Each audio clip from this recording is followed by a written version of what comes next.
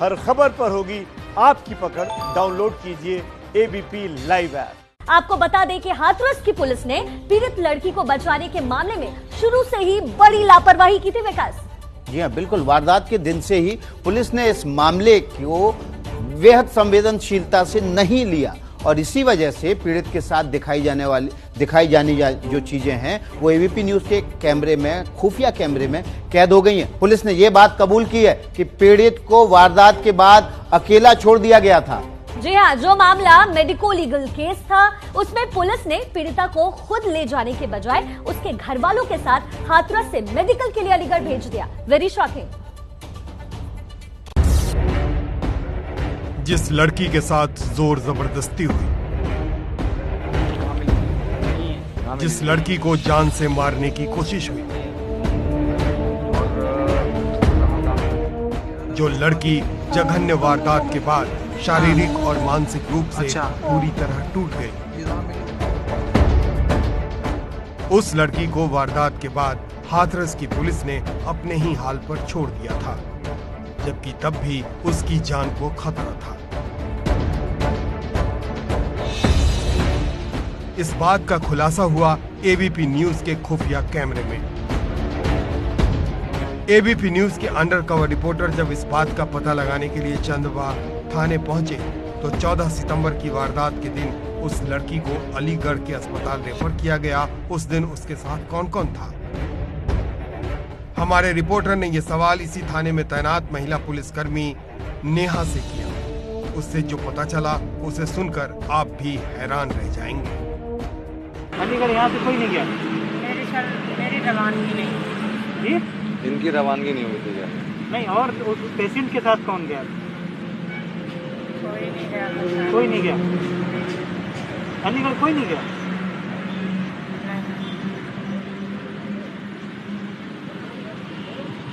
अकेले लेके गए उसके घर वाले? हमने उन लोगों से कहा था तो उन लोगों ने अपने वो रेफर सेल्फ थी, उनको ही परिवार को ही देते हैं, उनकी फैमिली वाले सब लोग साथ में थे। तो फिर उन्होंने ये कहा मैं जा रहा हूँ, मेरे चाचा हैं, मैं अपना अच्छा से इलाज कराऊंगा। तो मैंने अपने सर को बता दिया कॉल करके, तो सर ने हमसे कहा तुम आ जाओ। अच्छा, उस दिन कौन थानेदार साहब? इंस्पेक्टर सर को बताया था। थानेदारी हो गई, उन्होंने आपको वापस बुला लिया? हमने जब उनको ये बात बताई तो उन्होंने कहा तुम आ जाओ।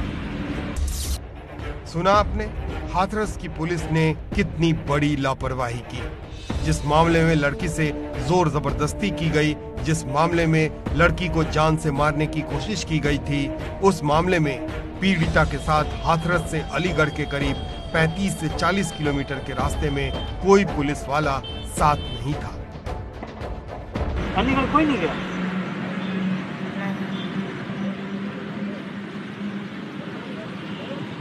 अकेले लेके गए उसके घर वाले? हमने उन लोगों से कहा था तो उन लोगों ने अपने वो रेफर सेल्फ थी, उनको ही परिवार को ही देते हैं, उनकी फैमिली वाले सब लोग साथ में थे। तो फिर उन्होंने ये कहा मैं जा रहा हूँ, मेरे चाचा हैं, मैं अपना अच्छा से इलाज कराऊंगा। तो मैंने अपने सर को बता दिया कॉल करके, तो सर ने हमसे कहा तुम आ जाओ। अच्छा, उस दिन कौन थानेदार साहब? इंस्पेक्टर सर को बताया था। थानेदारी हो गई, उन्होंने आपको वापस बुला लिया? हमने जब उनको ये बात बताई तो उन्होंने कहा तुम आ जाओ। जी हाँ, हाथरस की पुलिस ने निर्भया केस के बाद सुप्रीम कोर्ट की बनाई हुई सभी गाइडलाइंस को ताक पर रख दिया, जबकि उस दिन लड़की को बहुत बड़ा शारीरिक और मानसिक आघात लगा था। लड़की की हालत बहुत नाजुक थी। इस बात की तस्दीक हाथरस जिला अस्पताल के सीएमएस ने भी एबीपी न्यूज के खुफिया कैमरे में की। 14 तारीख को जो घटना हुई थी, जो लड़की यहाँ पर आई थी, तो वो थोड़ा सा जानना चाह रहे हैं क्या सिचुएशन थी उस वक्त, क्या हुआ था?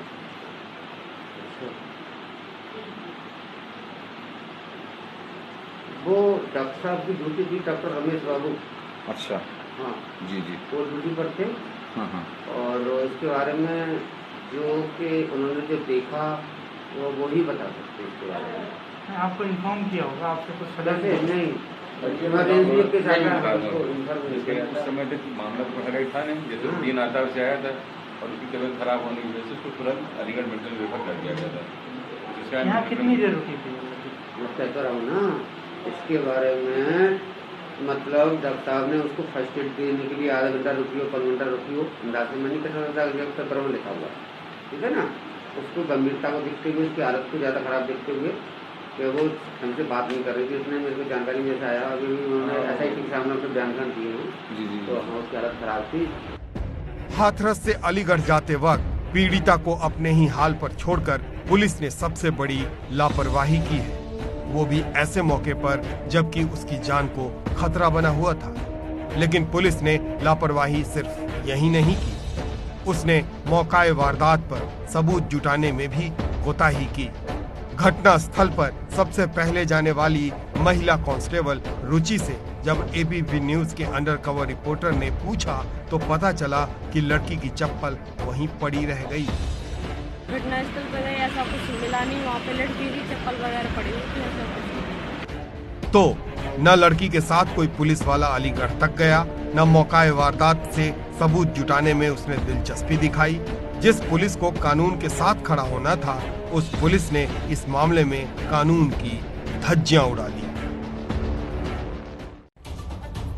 तो आपने देखा कितना बड़ा खुलासा हुआ है। ये खुलासा खुद चंदवा थाने की नेहा कांस्टेबल ने किया है। नेहा ने कहा जो कांस्टेबल थी और पीड़ित के साथ हाथरस मेडिकल कॉलेज गई थी, हाथरस के अस्पताल गई थी इलाज कराने। जब अस्पताल ने पीड़ित लड़की को अलीगढ़ के लिए रेफर किया तो कोई भी पुलिसकर्मी उनके साथ नहीं गया, जबकि बच्ची के साथ बलात्कार की कोशिश हुई थी, बच्ची को मारने की कोशिश हुई थी, जान का खतरा था। बिल्कुल, और आप इसी से अंदाजा लगाइए कि पुलिस ने इस पूरे मामले को कितनी गंभीरता से लिया हुआ है। बिल्कुल, और अब सवाल आता है कि क्या पुलिस को कानून की परिभाषा नहीं मालूम है या वो कोई ढोंग कर रही है। हमारे साथ हमारे दोनों सहयोगी बने हुए मनोज वर्मा और रक्षित सिंह।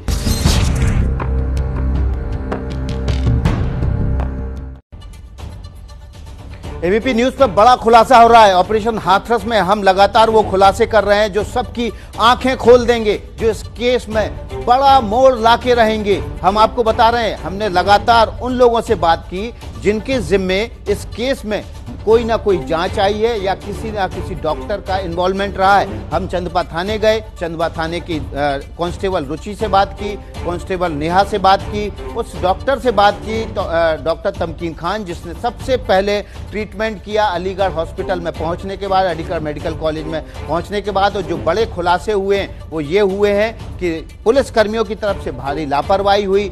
जब पीड़ित को अलीगढ़ से अलीगढ़ हॉस्पिटल ले जाया जा रहा था, अलीगढ़ मेडिकल कॉलेज ले जाया जा रहा था, तो वहां पर पुलिसकर्मियों से लापरवाही हुई। सबसे बड़ी बात ये कि किसी भी घटना स्थल पर एविडेंस को कलेक्ट किया जाता है। हमारे खुफिया कैमरे में ये राज कैद हुआ कि वहां से पुलिसकर्मी जो है वो एविडेंस तक कलेक्ट करने नहीं पहुंचे। कितनी बड़ी लापरवाही है ये। बिल्कुल, वहां पर पुलिसकर्मियों ने चप्पल पीड़िता की छोड़ दी। इसके अलावा और भी जो बताया गया, राम कुमार जो कि प्रधान है उसने बताया कि वहां चूड़ियां टूटी पड़ी थी, वो भी पुलिसकर्मियों ने नहीं कलेक्ट की। इसके अलावा 14 सितंबर को जब पीड़िता को हाथरस से अलीगढ़ मेडिकल कॉलेज ले जाया जा रहा था तो पुलिसकर्मियों को साथ में होना चाहिए था, कोई भी पुलिसकर्मी साथ में नहीं गया। हमारे साथ हमारे सहयोगी रक्षित सिंह और मनोज वर्मा मौजूद हैं। हम सीधे मनोज के पास चलते हैं। मनोज, जो पुलिसकर्मियों ने खुलासा किया है, खासतौर पर नेहा ने, कि हॉस्पिटल जब जा रहे थे अलीगढ़ हॉस्पिटल तो कोई भी पुलिसकर्मी ना तो सुरक्षा के लिए और ना ही MLC के लिए उनके साथ गया। बहुत बड़ी लापरवाही की, जबकि जान का खतरा था सीधे सीधे पीड़िता को।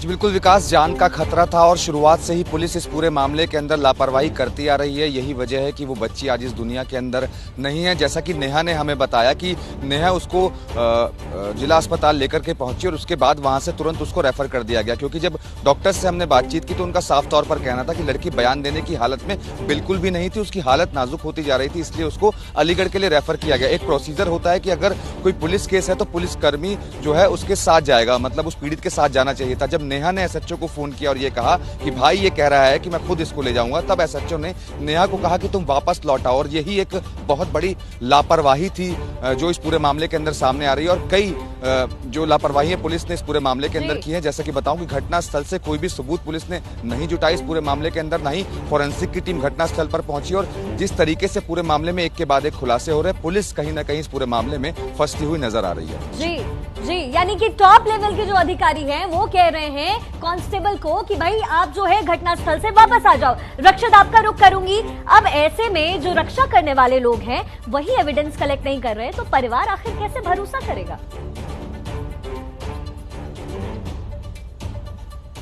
जाहिर सी बात है, और यहाँ पर तमाम वो पहलू हैं जैसा कि अभी हमारे सहयोगी मनोज ने भी बताया कि जब हाथरस से हायर सेंटर यानी कि अलीगढ़ रेफर किया जाता है उस दौरान कोई भी पुलिसकर्मी नहीं था। लेकिन आप सिर्फ ये जहन में सोचकर देखिए कि अगर उस समय पर वही हेड कांस्टेबल नेहा हाथरस से एम्बुलेंस में अलीगढ़ तक उसके साथ जाती तो शायद पीड़िता ने जितनी बातें बतानी चाह रही थी आगे जाकर, शायद उसमें से बहुत सारी ऐसी बातें थी जो पुलिस को मालूम चल जाती। नेहा वहां पर रिकॉर्डिंग कर सकती थी पूरे रास्ते भर, और हो सकता है कि पीड़िता एक महिला होने के नाते अपने मन की, अपने दिल की जो तमाम बातें हैं, जो दर्द है, वो सारा बयां कर सकती थी। बिल्कुल, तो मैं आपको यहाँ पर रोकूंगा। एक बड़ा सवाल है जो मनोज से बनता है। मनोज, अगर पुलिस की हम बात ये मान लें, जो पुलिस लगातार कह रही है कि ऑनर किलिंग का मामला है, तो ऑनर किलिंग का मामला भाई और मां पर आरोप लग रहे हैं कि उन्होंने उसका गला दबाया, तो ऐसी सूरत में जब भाई से और मां से खतरा था,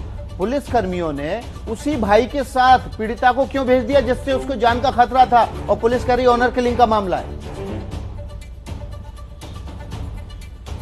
जी बिल्कुल, देखिए लगातार इस पूरे मामले के अंदर इतने सवाल हैं जिनके जवाब मिलना अभी बाकी है, और जिस तरीके से अब ये ऑनर किलिंग का मामला बताया जा रहा है और जो संदीप ने चिट्ठी लिखी है उसके मुताबिक अगर इसको हम सच मान लें कि संदीप का ऐसा कहना है कि वो वहां से चला गया था और मां ने और भाई ने मिलकर के ही जो है इस पूरी वारदात को अंजाम दिया है। लेकिन सबसे बड़ा सवाल, जैसा कि आप भी बता रहे हैं, कि अगर ऐसा था तो फिर पुलिस ने क्यों भाई के साथ ही उसको जाने दिया? क्योंकि लापरवाही तो कहीं ना कहीं पुलिस ने इस पूरे मामले में की है। नेहा ने साफ तौर पर जब एसएचओ को फोन किया कि भाई ये कह रहा है कि वो खुद ले जाएगा, एसएचओ इस बात को जानता था कि प्रोसीजर है, पुलिस कर्मी को जाना ही है, लेकिन उसके बावजूद एसएचओ ने नेहा को उसके साथ, पीड़िता के साथ नहीं भेजा, और इसी वजह से एसएचओ को सस्पेंड होना पड़ा है, और बाकी जो और पुलिसकर्मी हैं वो भी कहीं ना कहीं इन सभी लापरवाहियों की वजह से सस्पेंड हुए हैं। फिलहाल एसआईटी मामले की जांच कर रही है। बिल्कुल, मनोज और रक्षित हमारे साथ लगातार बने हुए हैं। एबीपी न्यूज पर बड़ा खुलासा देख रहे हैं आप, और देखिए पूरी कहानी देखकर आपके जहन में सवाल यही होगा, सवाल ये